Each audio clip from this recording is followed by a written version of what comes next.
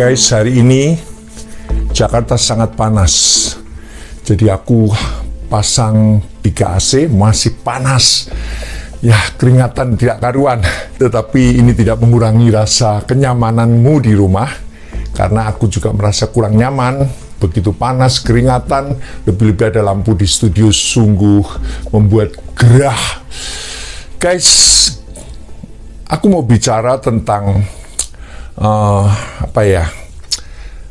kelelahan rohani. Aku mau bicara tentang sebuah kelelahan. Dan ini kelelahan bukan kelelahan badan lalu kita pijat, lalu kita spa, tidak. Tapi kelelahan akibat kita terlalu banyak bergumul, guys. Terlalu banyak tantangan yang kita hadapi, terlalu banyak persoalan-persoalan yang kita hadapi sehingga kita menjadi lelah, kita menjadi rasa lelah dalam pikiran, perasaan kita tuh lelah. Jadi malas mau berbuat apa-apa, rasanya malas gitu. Guys, aku ambil contoh dari kehidupan Elia dan Yunus, yang mana ada hampir ada kemiripan di sana. Situasi-situasi waktu menghadapi kelelahan dan kejenuhan. Pernah jenuh kan? Rasa jenuh gitu. Menghadapi rasanya lelah gitu. Makan tidak bergairah gitu. Lihat segala sesuatunya rasanya malas, tidak ada satu gairah apapun. Saya bacakan kebenaran firman Tuhan yang terdapat dari kitab 1 Raja-Raja 19 ayat yang keempat, di mana di situ bicara tentang Elia. Dikatakan bahwa tetapi ia sendiri masuk ke padang gurun sehari perjalanan jauhnya. Jadi Elia setelah menghadapi peperangan dengan nabi-nabi Baal, dia bunuh semua nabi Baal, ratusan nabi Baal dia bunuh, dan dia diancam oleh Isabel, istri dari Raja Ahab, dan dia lari, saudaraku. Aku tidak tahu jelas apa yang menjadi latar belakang kenapa Elia begitu takut terhadap Isabel. Padahal dia bisa berani menghadapi nabi Baal, dan dia dibantu oleh Tuhan, dinyatakan mujizat, api turun dari langit, luar biasa. Tetapi waktu Isabel akan membunuh Elia, dia lari. Dan dikatakan di situ dia lari masuk ke padang gurun, sehari perjalanan jauhnya. Lalu ia duduk bawah sebuah pohon arar. Pohonnya seperti ini. Pohon arar.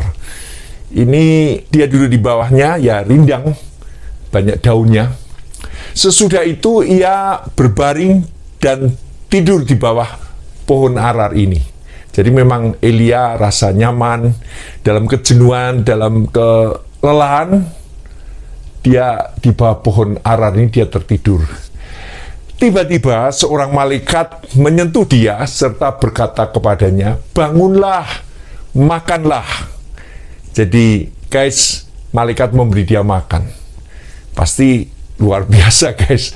Malaikat yang kasih makan, guys. Karena dia tidak mau makan, guys. Dia lelah, rohaninya lelah.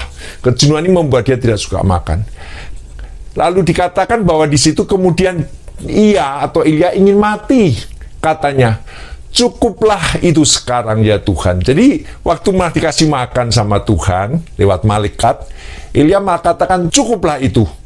Sekarang ya Tuhan, ambillah nyawaku, sebab aku ini tidak lebih baik daripada nenek moyangku."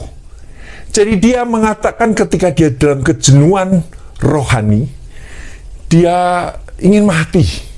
"Tuhan, ambil aja nyawaku Tuhan. Aku lelah, rohaniku lelah."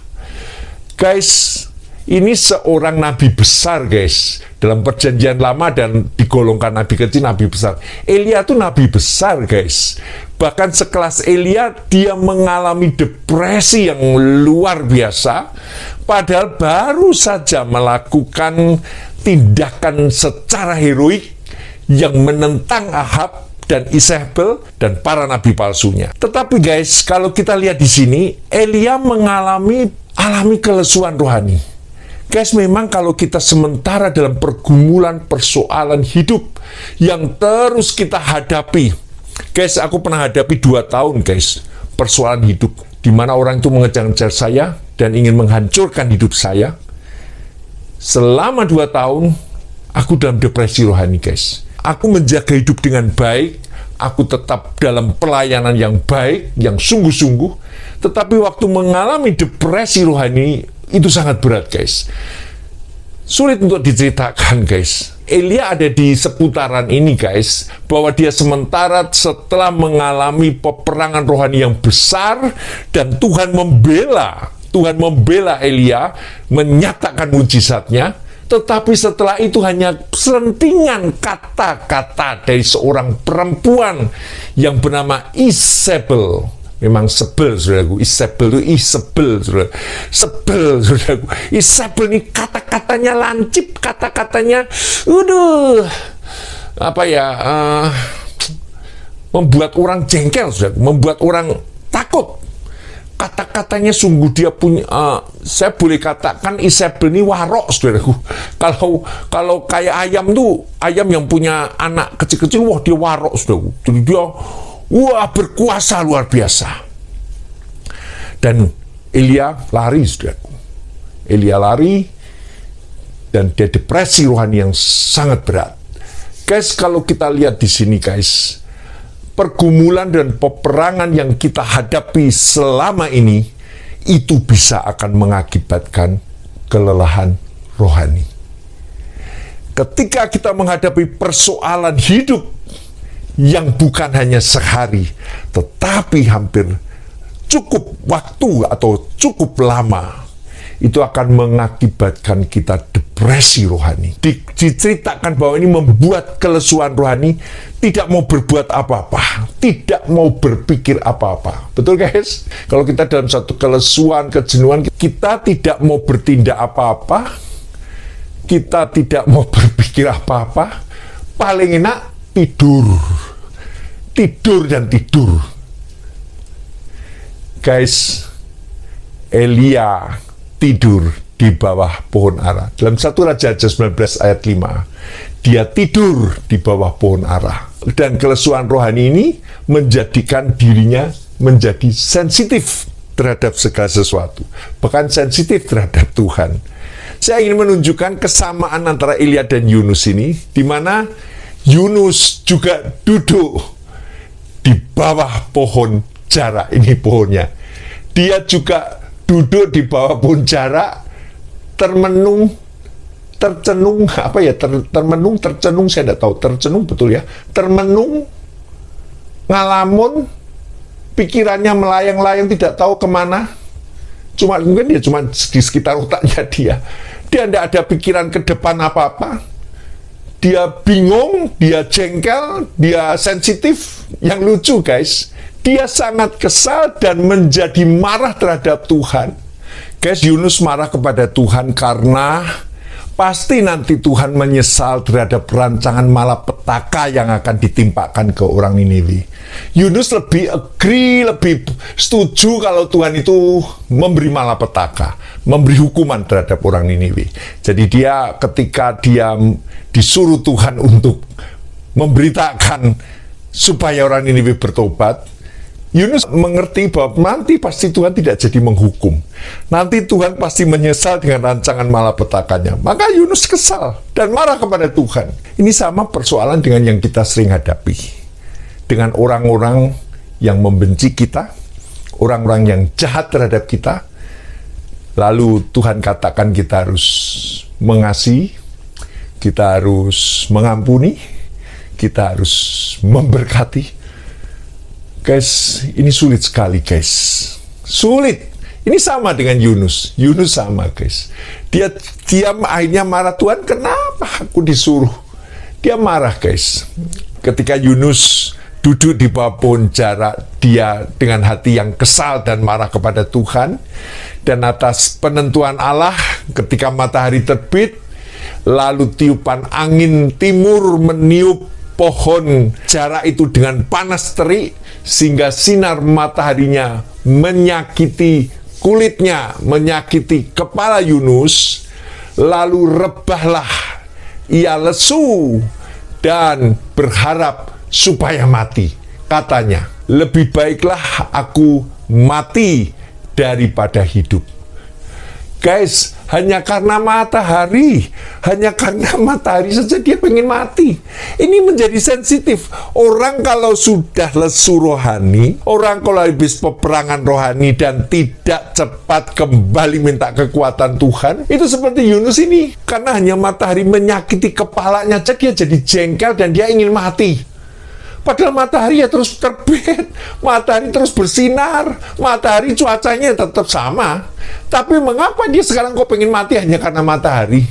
Karena apa? Karena hatinya kesal, guys. Karena hatinya lelah rohaninya. Guys, tadi saya katakan, guys, bahwa ini membuat kita ini menjadi sangat sensitif. Dan dikatakan di situ Allah berfirman kepada Yunus, layakkah engkau marah karena pohon jara itu? Jawabnya, selayaknya lah aku marah sampai mati. Waduh, itu lihat, Yunus ngomong sama Tuhan kayak gitu loh, tidak sopan banget, guys.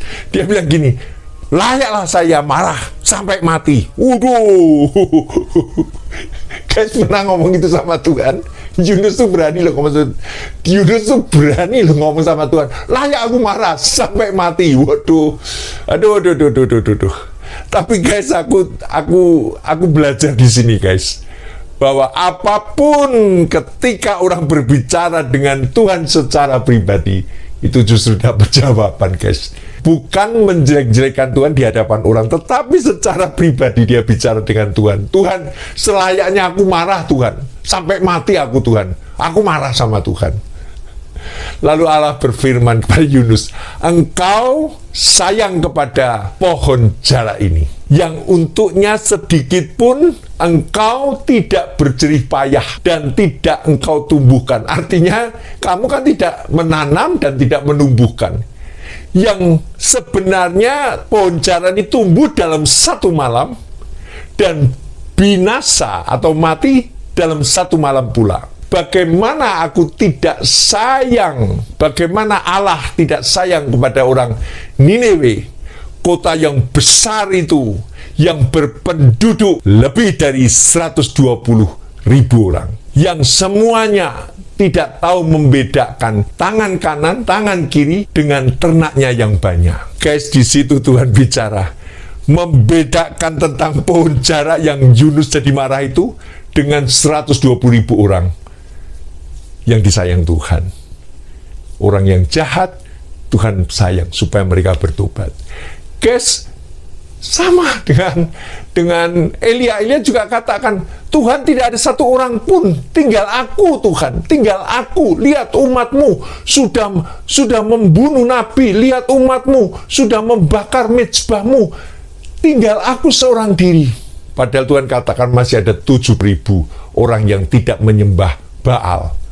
Ini sama guys. Yunus kata, Tuhan, aku seorang diri jengkel. Tuhan bilang, ada 120.000 orang yang Tuhan mau rubah bangsa itu, yang Tuhan mau sadarkan bangsa itu, supaya bangsa itu menjadi bangsa yang bertobat kepada Allah. Luar biasa, guys. Guys, guys, Elia juga sama, guys. Di dalam kitab 1 Raja 19 ayat 4 dikatakan di sana, lebih baik aku mati. Itu Elia juga sama rupanya. Kemudian ia ingin mati, katanya, cukuplah itu. Sekarang ya Tuhan, ambillah nyawaku. Jadi waktu malaikat kasih makan, justru Elia bilang, cukuplah itu Tuhan, lebih baik aku mati, ambil nyawaku saja. Hanya makanan saja disayang Tuhan, dikasih makan aja tidak mau. Hanya karena pohon jara yang bisa memayungi kepala Yunus, lalu tiba-tiba karena panas terik, tiba-tiba daunnya layu dan kering, lalu kepalanya kepanasan, Yunus marah dan dia bilang mau mati saja. Dan mau marah sama Tuhan sampai mati. Guys, kamu mungkin sama kan? Kamu mungkin sama kan? Apa yang kamu alami sama kan? Ayo guys, kamu juga mengalami pergumulan dan kejenuhan hidup, kejenuhan tantangan-tantangan yang tidak habis, dan pergumulan-pergumulan yang tidak pernah selesai ini. Kau sama toh ngalami? Saya mau tanya, kau pengen mati? Atau ingin mati saja? hidup ini jenuh. Sementara orang yang baru hidup dalam kelimpahan ingin hidup 1000 tahun lagi. Kalau ini, sudahlah, di dunia enggak nikmat, mati saja. Guys, saya mau katakan ada beda dengan pergumulan yang Yesus alami. Pergumulan yang Tuhan Yesus alami. Yesus juga mengatakan, hatiku sangat sedih, seperti mau mati rasanya. Tetaplah di sini, menemani aku dan jangan tidur. Itu Yesus katakan bersama dengan murid-muridnya. Dan pada lingkaran 3, Petrus, Yohanes, dan Yakobus, dia katakan dalam Matius 26 ayat 38 bahwa dia mengatakan seperti mau mati rasanya. Bukan minta mati, bukan mengatakan lebih baik mati, tidak. Tetapi Yesus di dalam pergumulannya, Yesus mengatakan perasaanku seperti mau mati rasanya. Itu ublak-ublak, itu campur aduk, begitu menekan jiwanya, begitu menekan pikirannya, begitu menggelayutkan suasana hatinya. Yesus merasakan pergumulan yang berat, yang jauh lebih berat daripada Yunus, yang jauh lebih berat daripada Ilyas, si nabi besar itu. Karena apa? Bedanya di sini, dia seperti mau mati rasanya, tetapi tidak ingin mati, saudaraku. Yesus seperti mau mati. Dia ceritakan bahwa pergumulan itu membuat kita lelah, membuat kita capek rohani, membuat kita menjadi menderita. Tapi guys, Yesus memberikan contoh dalam pergumulannya. Dan hanya 1 jam dia tunjukkan di sana. Dia sungguh-sungguh, dikatakan dia semakin sungguh-sungguh berdoa sampai mengeluarkan keringat seperti darah yang menetes ke tanah. Itu dalam Lukas 22 ayat 44. Jadi dia dalam 1 jam saja dia bergumul sungguh-sungguh. Di bawah pohon juga, guys. Tapi dia tidak tidur. Murid-muridnya tidur. Di bawah pohon murid-muridnya ngelepus.